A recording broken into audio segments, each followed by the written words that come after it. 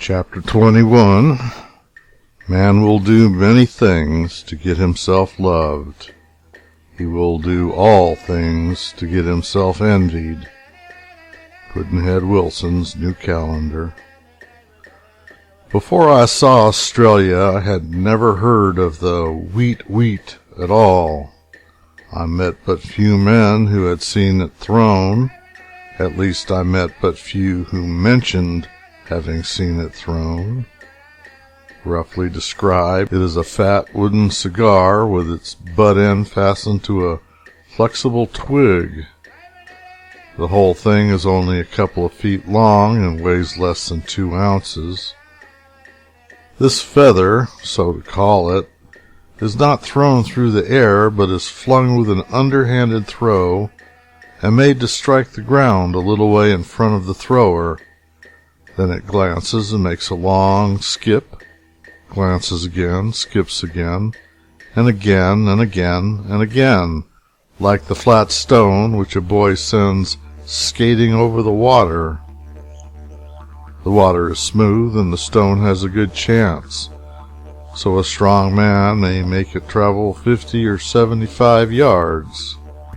But the wheat has no such good chance, for it strikes sand, grass, and earth in its course.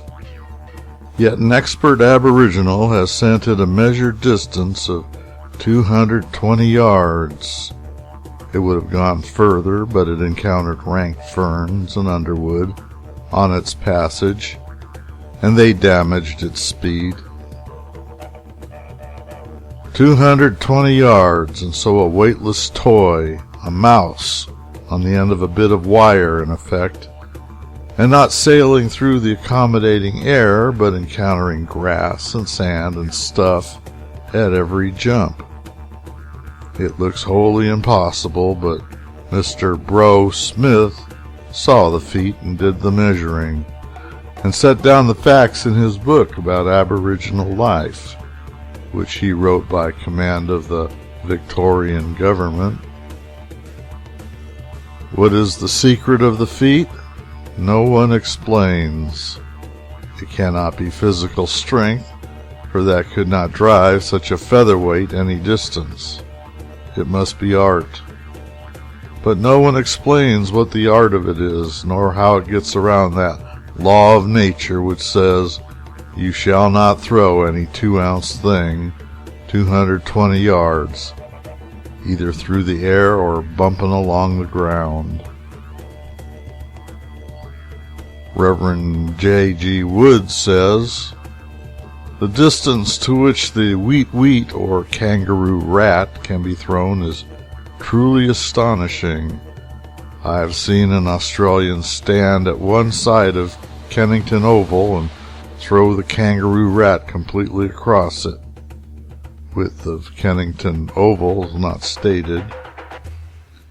It darts through the air with the sharp and menacing hiss of a rifle ball, its greatest height from the ground being some 7 or 8 feet.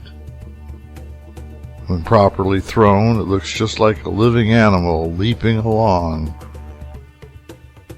Its movements have a wonderful resemblance to the long leaps of a kangaroo rat fleeing in alarm, with its long tail trailing behind it.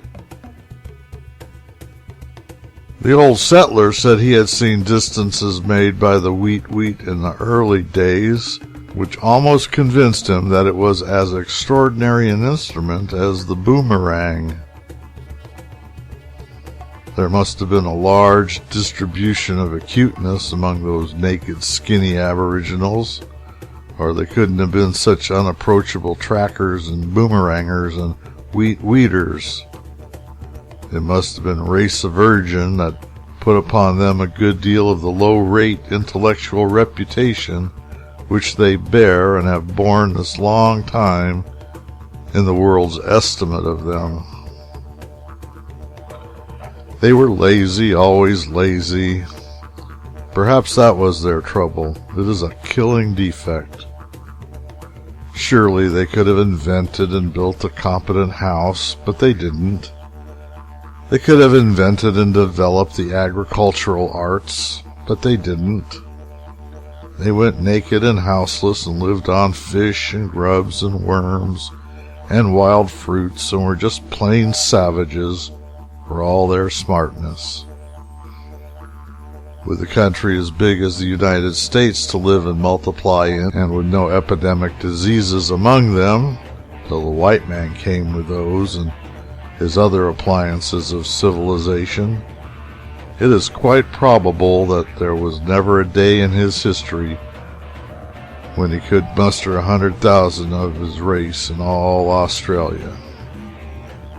He diligently and deliberately kept population down by infanticide, largely, but mainly by certain other methods. He did not need to practice these artificialities anymore after the white man came. The white man knew ways of keeping down population which were worth several of his. The white man knew ways of reducing a native population 80% in 20 years. The native had never seen anything as fine as that before. For example, there's the case of the country now called Victoria, a country 80 times as large as Rhode Island, as I've already said. By the best official guess, there were 4,500 Aboriginals in it when the whites came along in the middle of the 30s. Of these, 1,000 lived in Gippsland, a patch of territory the size of 15 or 16 Rhode Islands. They did not diminish as fast as some of the other communities. Indeed, at the end of 40 years, there were still 200 of them left. The Geelong tribe diminished more satisfactorily. From 170 persons, it faded to 34 in 20 years. At the end of another 20, the tribe numbered 1 person altogether. The 2 Melbourne tribes could muster almost 300 when the white man came. They could muster but 37 years later in 1875. In that year, there were still odds and ends of tribes scattered about the colony of Victoria, but I was told that natives of full blood are very scarce now. It is said that the Aboriginals continue in some force in the huge territory called Queensland. The early whites were not used to savages. They could not understand the primary law of savage life, that if a man do you wrong, his whole tribe is responsible, each individual of it. And you may take your change out on any individual of it without bothering to seek out the guilty one. When a white killed an Aboriginal, the tribe applied the ancient law and killed the first white they came across. To the whites, this was a monstrous thing. Extermination seemed the most proper medicine for creatures such as this. They did not kill all the blacks, but they promptly killed enough of them to make their own persons safe.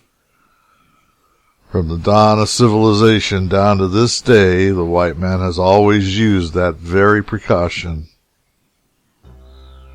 Mrs. Campbell Prayed lived in Queensland as a child in their early days, and in her sketches of Australian life we get informing pictures of the early struggles of the white and the black to reform each other.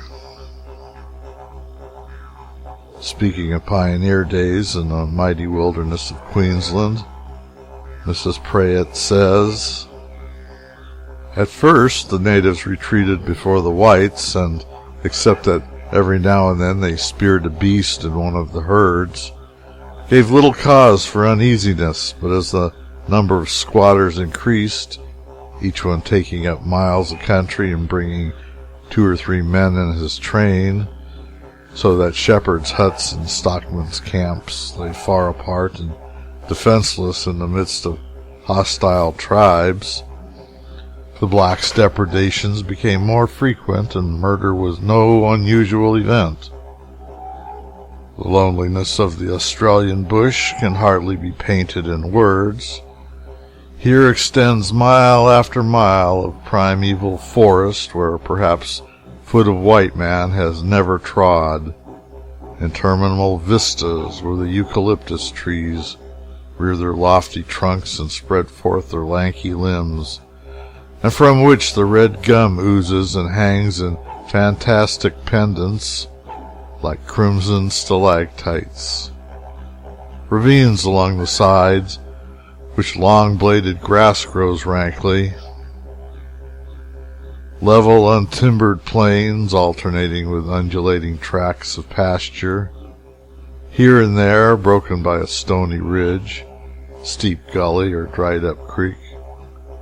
All wild, vast, and desolate, all the same monotonous gray coloring, except where the wattle, when in blossom, shows patches of feathery gold, or a belt of scrub lies green, glossy, and impenetrable as Indian jungle.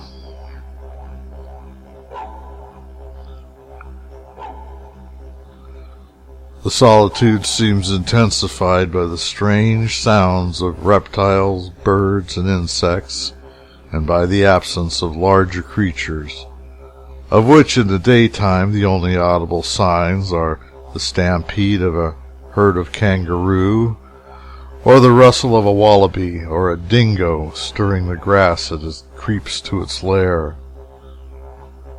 But there are the whirring of locusts, the demonic chuckle of the laughing jackass, the screeching of cockatoos and parrots, the hissing of the frilled lizard, and the buzzing of innumerable insects hidden under the dense undergrowth.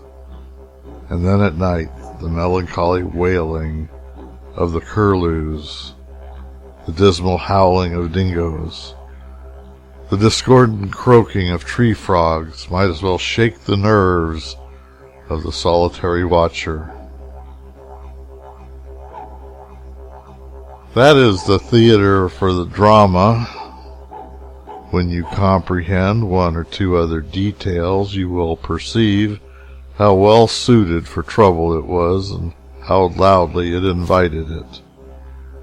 The cattle in station were scattered over that profound wilderness, miles and miles apart. At each station, half a dozen persons. There was plenty of cattle, and black natives were always ill-nourished and hungry. The land belonged to them. The whites had not bought it, couldn't buy it. For the tribes had no chiefs, nobody in authority, nobody competent to sell and convey. And the tribes themselves had no comprehension of the idea of transferable ownership of land. The ousted owners were despised by the white interlopers, and this opinion was not hidden under a bushel. More promising material for a tragedy could not have been collated. Let Mrs. Praed speak. At Nai Nai Station one dark night, the unsuspecting hut keeper, having, as he believed, secured himself against assault, was lying wrapped in his blanket, sleeping profoundly. The blacks crept stealthily down the chimney and battered in his skull while he slept. One could guess the whole drama from that little text. The curtain was up. It would not fall until mastership of one party or the other was determined, and permanently. There was treachery on both sides. The blacks killed the whites when they found them defenseless, and the whites slew the blacks in a wholesale and promiscuous fashion, which offended against my childish sense of justice. They were regarded as little above the level of brutes, and in some cases were destroyed like vermin. Here is an instance. A squatter whose station was surrounded by blacks, whom he suspected to be hostile and from whom he feared an attack, parleyed with them from his house door. He told them it was Christmas time, a time which all men, white or black, feasted, that they were flour, sugar plums, good things, and plenty in store, and that he would make for them such a pudding as they never dreamed of, a great pudding of which all might eat and be filled. The blacks listened and were lost. The pudding was made and distributed. Next morning there was a howling in the camp, for it had been sweetened with sugar and arsenic. The white man's spirit was right, but his method was wrong. His spirit was the spirit which the civilized white has always exhibited toward the savage, but the use of poison was a departure from custom. True, it was merely a technical departure, not a real one. Still, it was a departure, and therefore a mistake, in my opinion. It was better, kinder, swifter, and much more humane than a number of the methods which have been sanctified by custom, but that does not justify its employment. That is, it does not wholly justify it. Its unusual nature makes it stand out and attract an amount of attention which it is not entitled to. It takes hold upon morbid imaginations, and they work it up into a sort of exhibition of cruelty, and this smirches the good name of our civilization, whereas one of the old, harsher methods would have had no such effect because usage had made those methods familiar to us and innocent.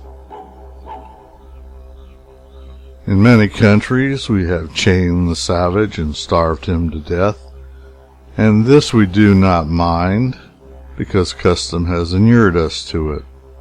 Yet a quick death by poison is loving kindness to it. In many countries we have burned the savage at the stake, and this we do not mind, because custom has inured us to it. Yet a quick death is loving kindness to it. In more than one country we have hunted the savage and his little children, and their mother, with dogs and guns, through the woods and swamps for an afternoon's sport, and filled the region with happy laughter over their sprawling and stumbling flight and their wild supplications for mercy. But this method we do not mind, because custom has inured us to it. Yet a quick death by poison is loving kindness to it. In many countries we have taken the savage's land from him and made him our slave, and lashed him every day, and broken his pride, and made death his only friend, and overworked him till he dropped in his tracks. And this we do not mind, because custom has inured us to it. Yet a quick death by poison is loving kindness to it. In Matabeleland today, why there we are confining ourselves to sanctified custom. We Rhodes be it millionaires in South Africa, and dukes in London, and nobody cares, because we are used to the old holy customs, and all we ask is that no notice inviting new ones shall be intruded upon the attention of our comfortable consciences. Mrs. Pratt says of the poisoner, that squatter deserves to have his name handed down to the contempt of posterity. I'm sorry to hear her say that. I myself blame him for one thing, and severely, but I stop there. I blame him for the indiscretion of introducing a novelty which was calculated to attract attention to our civilization. There was no occasion to do that. It was his duty, and it was every loyal man's duty to protect that heritage in every way he can, and the best way to do that is to attract attention elsewhere. The squatter's judgment was bad, that is plain, but his heart was right. He is almost the only pioneering representative of civilization in history who has risen above the prejudices of his caste and his heredity and tried to introduce the element of mercy into the superior race's dealings with the savage. His name is lost, and it is a pity, for it deserves to be handed down to posterity with homage and reverence. This paragraph is from a London journal.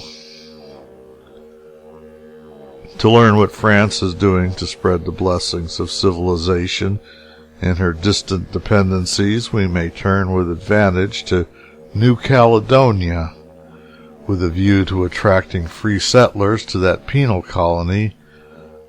M. Fillet, the governor, forcibly expropriated the Kanaka cultivators from the best of their plantations with a derisory compensation, in spite of the protests of the Council General of the island.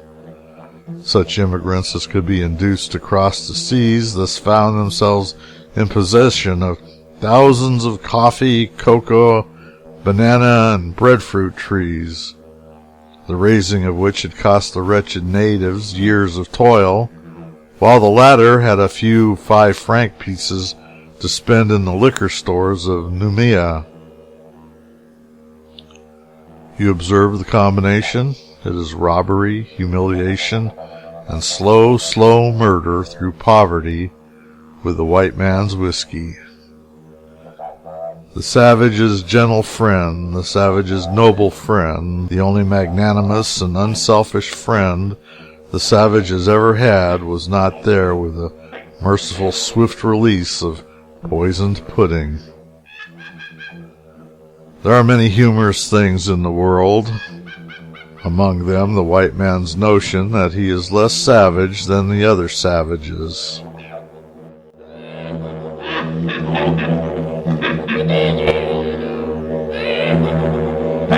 You want a cookie?